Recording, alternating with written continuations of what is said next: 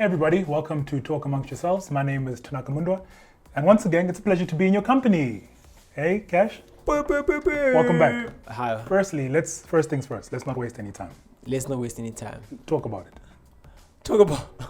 What's on my head, Cash? Hey. Oh, your Yeah, head yeah. is a YGFR All right. do-rag. All right. So All right. launching very soon. Launching extremely soon. Yes. All right. All right. You see me. My brother's looking fresh out here. Yeah, thank you very much. Thank you very much. I'm tempted to keep licking my lips throughout the duration of Listen, the show. LL Cool J ain't got nothing on you right Thank now. you, Cash. I really appreciate you saying that. Just Those are some saying. kind words. But we are here to talk sports, though. Yes, sir. Shout out to YGFR. We really do appreciate the good work in which you're doing. Send me an SMS if you're looking for. An SMS. Got a text. Yeah, send me for the doing stuff. How you Got been, a Cash? text. I'm doing all right. How you doing? I'm fantastic. Cannot complain. Everything is going swimmingly. So let's start here. Amazulu. Hey, Cash? Amazulu. Hey? My Usutu. man. Yeah. So I want to start here, Cash, because when Benny McCarthy signed, right, December 14th, Yeah. for Amazulu, nah? I mean, everybody had their thoughts about it. I was one of the voices who was saying Benny probably should have signed for Kaizer Chiefs. I thought that, granted, his time in Cape Town City ended the way it did, abruptly as it did, but I thought there were signs there of a manager who can be very good. Yeah. And I thought, geez, when are you ever ready to take one of the best positions in the world? Yeah. In my mind, it was his time. And they naturally, though, as history recorded, they went the other option. But still, I think Benny McCarthy would have been a good fit for Kaizer Chiefs. But alas, he found himself out in Durban, in KwaZulu. They didn't change the name of Durban, did they? No. What are they going to change it I to? don't know, Cash. You know, there's Kwabecha. That's What? Kubecha. Things are shaking Kubecha. So Benny McCarthy joins 14th of December. And boy, has this man changed the fortunes of that club. So there was, when the club got new investors in, obviously the sense that bigger things were to be expected from Amazulu going forward, right? They were talking about a top 4 push, and it didn't seem likely, especially the way the season started. I think it was 1-6. Benny walks in, smiling as ever.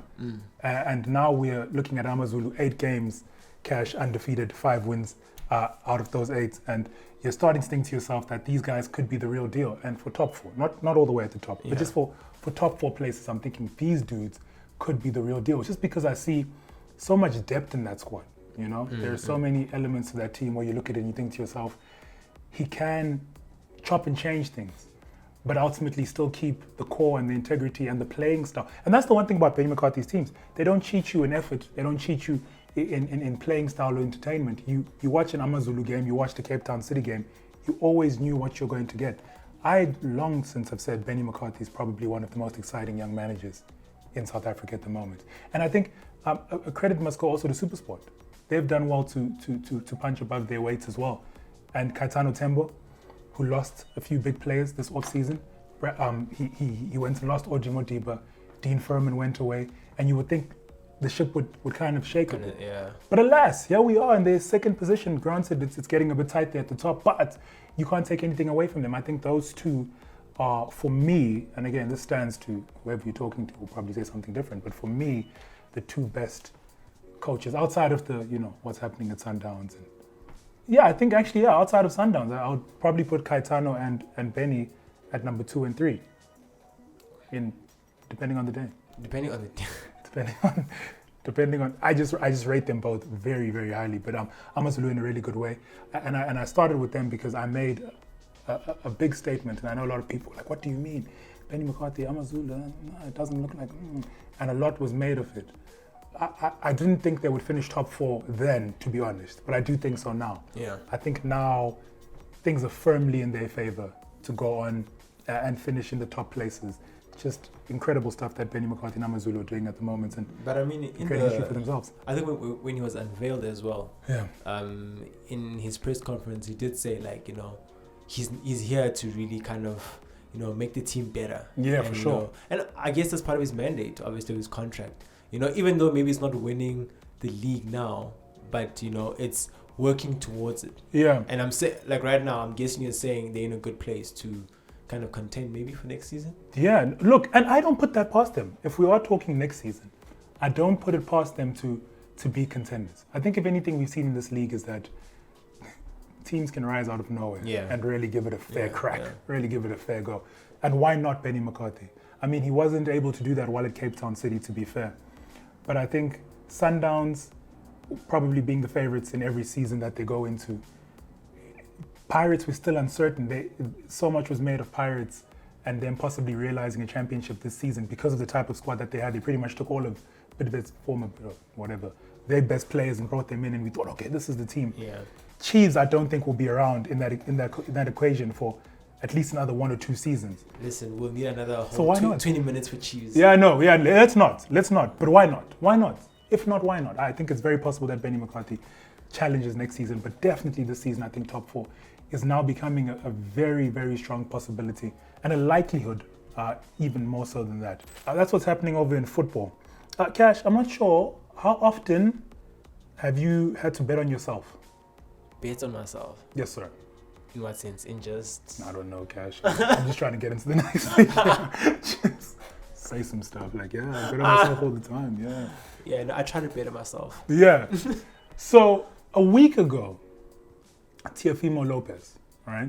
You remember him. We spoke about him on the show. He beat Lomachenko, and it was probably one of the biggest upsets in boxing history, right, for that lightweight, to become the undisputed, quote-unquote, Devin Haney has his own opinions, champion of the world. But he's in a bad deal with his promoters at the moment. Issue. So we've spoken about boxing often on this show, and I think even if you're a casual fan, the frustration of not seeing the best guys fight each other is rife. You know, like even if you just kind of sometimes watch it, you want to see the best fights. We never got to see Deontay Wilder and Anthony Joshua, and we may never get to see that fight. There's a plethora of fights throughout the years that we never got to see because it just never worked out for whatever reason. The point I'm trying to make is we want to see the best fights. And I think boxing has lost a lot of its allure because for the most part, we don't get to see them. Yeah. Right? So anyway, this is not necessarily the point I'm trying to make with Teofimo Lopez. He signed to a bad deal with Top Rank, right? And then what does he decide to do? He's like, all right, cool. I got a bad deal, but what I'm going to do is put my next fight up for a purse bid. What that means is the highest bidder, the broadcaster, right? Or promotion, whatever, can bid for that fight, and he gets a large portion of however much they make for the bid. His own promoter put in 2 million. Oh, wow. Which I mean is still, cash. Still a lot of money. Yeah, I mean, that could change our lives. You know? But I mean, at the level that he thinks he's at. The next best, which is Matchroom, puts in, I think, 3.5. And then Triller goes all the way and puts in 6 million. Issue. It's not all the time that it works when you bet on yourself, but in the case of Teofimo Lopez, I think this is above and beyond what he possibly expected. So he's probably going to walk away with about 4 million of that. Now, this is by far and away, despite beating Lomachenko, his biggest payday. It begs the question, do we still, now he's taking the route of, he's going to fight, see out his contract with Top Rank, and then possibly go into his own promotion, self-promotion. Think Floyd Mayweather and how he's done it for his career. And do we still need promoters in this game? Like, with everything that we've seen, I think there is room now for boxers to start doing this thing themselves. We deserve the best fights, and I think that's the only way the sport will become what it was. Yeah. It's not necessarily having, all this hullabaloo and, we'll fight you, and then they get in the ring and they do a little pushy thing, but it's never going to happen. Deontay Wilder and Anthony Joshua talking for years pretty much about who's the A side and who sent what contract to who, and then the fight never materializes. And now because Deontay Wilder lost, it feels like it's never ever going to happen, and maybe the public interest isn't even there. So I feel like taking the route that Teofimo Lopez is now taking, starting with the purse bid, and then getting into self-promotion, super necessary. Look at Terence Brad Crawford, same thing. He also is desperately undervalued by his promoter, but you get the sense that if he took his own route, he could probably make more money and get the bigger fights done early. We won't see Terence Crawford and Errol Spence this year. That's the likelihood because of the promotion issues there. We could see it next year, but one of them would probably have to do something drastic for that fight to happen. I look forward to a future in boxing as someone who loves the sport, where a lot of these guys who are in a position to, not everyone will be able to, right? I was about to say. Yeah, so it's why, maybe to make it make sense. Not everyone can do it. It's why rappers or musicians can sign deals with labels. Yeah. It's the worst thing for your career, but ultimately, you have no choice. You have no choice. These dudes are leveraging TV time, airplay, maybe you get a young signing check, bonus deal, whatever it's called. And you have to take that deal. It's You have to take that deal, in advance, But at the level that these guys are at, I think this is the best discourse for so many of these fighters because the big fights are there to be made. Where Teofimo Lopez is, for example, there's Devin Haney, Ryan Garcia, there's Tank Davis. Any one of those fights will definitely be bigger than these fights against Kambosos Jr. And he's already made $4 million from that fight alone. Damn. Wow. Yeah, do the math on it. So the point is, I'm looking forward to that future where we can see big fights happening. Speaking of big fights, Lomachenko, Devin Haney, maybe not the fight I thought he would come back to, that's Lomachenko, but if it's going to happen, I'm all for it. Thumbs up. The one is for me, one is for Cash, because again, his views and my views. You put him in a dangerous position here. Yeah, Cash. By the way, Jon Jones is big now. Jon Jones is looking massive over in the UFC, because that's what we're going to talk about next. He's looking like really swole and stuff, and he's looking like he's ready for the heavyweight division. Is he looking anything like Fernando Torres? Oh, snap! Fernando, you saw the picture as well. What's going on with that guy? I have no idea. That was clearly what his ancestors were calling him to. That's why his footballing career kind of went that way when we all thought it would. It was Fernando Torres looking swole. If you've seen the picture, that's hoping the picture will be here somewhere. Fernando Torres looking massive, but Jon Jones looking equally as big. And I know him and DC have been going back and forth about what he can do at heavyweight. Can he knock these guys out? I won't lie to you. I'm one of the people who, while excited about Jon Jones moving to heavyweight, is also quite stressed because Jon Jones it felt like the game had caught up to Jon Jones at lightweight. Like there was the Thiago Santos fight, there was the Dominic Reyes fights as well, that he narrowly won. It felt like at lightweight, these dudes were catching up. It could be that they just raised their game because, when you watch for so long, one dude be so dominant, you kind of tailor-make yourself to one day get your chance and beat that guy. But I think it's the game catching up. I think Jon Jones has been around for so long. His skill set is so good, but now so more often than not, everybody else is getting a lot more well-rounded. And I think at heavyweights, he will struggle against two fighters in particular. And then if I'm wrong, I think he struggles against Stipe naturally, because Stipe has so many elements to his game. And then second, I think he will struggle. 3, Volkov, because Volkov is also very technically sound. I think there's some problems there for him with Volkov, and he's rangy as well, and he's long, and Jon is used to having the height and reach advantage. And I think he also struggles with Cyril Gane. I watched him this past weekend against Rosenstrike, and I thought, geez, this guy technically is very good. Probably too soon for Jon Jones versus Cyril Gane, but you get the sense that a few more fights from now, and that fight could be a possibility depending on what happens with the title and where Jon Jones falls in, and if he wins it via the winner of Stipe and Ngannou. But those 3 fights, and that's not to say that anybody else there, a Derek Lewis or a Francis Ngannou, isn't a good enough competition for Jon Jones. I just think the elements in the fights that I've just mentioned match up well with each other versus Jon Jones, who can pick apart from range of Francis Ngannou or possibly even out-wrestle him. The elements in these other fights make a lot more sense. But I'm looking forward to that fight, and I'm looking forward to watching swole Jon Jones once again in the future. Lastly, on the UFC, Cash, we bet last time, and you were right. Where's your 50? Check your e-wallets. Check your e-wallet, Cash. Listen, I've been refreshing my messages the whole week. I haven't seen my money. I need my money. I won. Yeah, I was actually nervous about pulling up here today. Like, yo, damn. So, Cash and I are in the betting business when it comes to the UFC. This weekend, we have one of the most stacked events of all time. I'm going to run through them quickly because I think we kind of all know or have opinions about these fights already.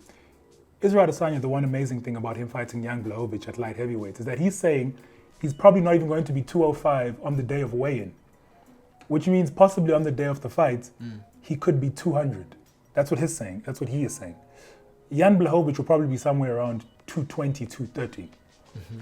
And that now just made this side a lot more exciting because I thought he would take the route that most people take when they go up in weights. You bulk yourself up or you put on whatever excess weight you need to kind of not be pushed around in there. But no, he's going to stay small and go up and fight bigger guys. Cash, already see the problem there, right? Yeah. It's you versus me. Wow. Yeah. Damn. Bigger guys. Cheap shot. Bigger guys. Cheap shot. Bigger guys. and I got inner strength. Yeah, no, don't doubt that, Cash. You look feisty. And I think for that reason alone, this fight is no longer straightforward as I had perhaps assumed earlier on. I thought Israel Adesanya by a landslide. I still do think that, but I think the weight disparity will play some role in this fight. Surely it has to. It has to play some role. And I know people say Costa and Yo Romero are quite big, for sure, but I may be wrong, Cash. I don't know how to think about it. But I just think that much size plays a role. I don't know what role it plays. Maybe Jan Blachowicz' power translate a bit more. Israel Adesanya has more durability. I'm not sure. It's all going to be very exciting. But the point is, Cash, we have to make our bets now, as we so often do on this show. So it's between who? Jan Blachowicz and Israel Adesanya from Nigeria. I'll go with the Nigerian. Good man, you're a wise man, Cash. You're a wise man. I'll go with him too. Because now I've learned to bet with Cash. Unless I lose any more 50s. Amanda Nunes, Megan Anderson. Megan. When is it Megan and when is it Megan? Issue. Megan. I don't know if it's... I won't lie. How many ways can you spell Megan? Let's ask that question. Is there M-E-A? Is it M-E-A? M-E-A-G-A-N. I don't know. I'm just asking. asking. Come across as dark here. Let's just... I'm asking. Because Megan is M-E-G-A-N. M-E-A. Yeah. But Megan Good, American actress, is spelled M-E-A. And we don't call her Megan. Just like Kirsten here is Kirsten and over there it's Kirsten. You learn something every day, bro. Every single day. Amanda Nunes, Megan Anderson, Megan Anderson. And let's just say Anderson. Miss Anderson. Hey, who you got, Cash? I'll go Nunes. I'll go with Nunes as well. And then last one. On. Peter Yan, Aljamain Sterling. Peter Yan and? Aljamain Sterling. I'll go with Sterling. Because you're a footballer, you know? Raheem Sterling. Yeah. It's an association game, with Cash today. I don't disagree with you either. Oh. I'm gonna go with Peter. No, okay, come look. on. Cash. Fool me once, shame on me. Fool me twice, you know how this goes. Okay, so what happens if both of us lose? Then we give the money to our partner here, who explained Megan versus Megan. She's gonna be rich. Yeah, she's gonna be 100 Rand these days will take you quite far. So yeah, listen, hedge your bets down in the comment section. Let us know who you feel like is going to go all the way at UFC 259. That's where we leave it today. We'll wrap it there. Oh, maybe I just want to say this one last comment, 60 seconds. Are Manchester City right now, over the past couple of years, that is, one of the greatest teams of all time, minus a European championship? Let's assume they never won and Pep left and it was all over at this point after the season, assuming they win the Premier League and whatever else looks likely for them. I think the answer is absolutely yes. I know for a lot of the time, the arguments against is, they don't have a European championship. But the truth of the matter is, they've just broken way too many records to not be considered. 100 points, most goals scored in a season. They've won it back to back. The things that they've done without a European championship surely puts them into contention. And I think, without a doubt, the greatest Premier League team of all time ever assembled over the past maybe 4 or 5 seasons. There's been blips, but over the larger body of work. And then I think also internationally, if you rate them against like the Real Madrid team that won all those European, it gets difficult at that point. It gets quite difficult because they don't have a European championship, obviously, but I do think that you cannot ignore their efforts. What Pep has done at Manchester City is absolutely amazing. So for me, one of the greatest teams, and I'm not even just talking Premier League, of all time ever assembled. And that's coming from a diehard Liverpool fan. I came with my cap today on this. Yeah. Before I got the sponsorship deal, I was going to wear my in loyalty, brand loyalty. And that's taking it from me, man. So, look, you can obviously discuss that yourselves. I guess the question then be, does a European championship become an absolute necessity for Pep Guardiola and his team over the past couple of seasons, not just this season in isolation, to be one of the greatest, if not the greatest team of all time? Let us know in the comment section below. That's it from myself and Cash. Thank you for listening to TAY. Thank you, sir. Talk amongst yourselves while I talk with Cash. Cheerio. Cheers. Peace.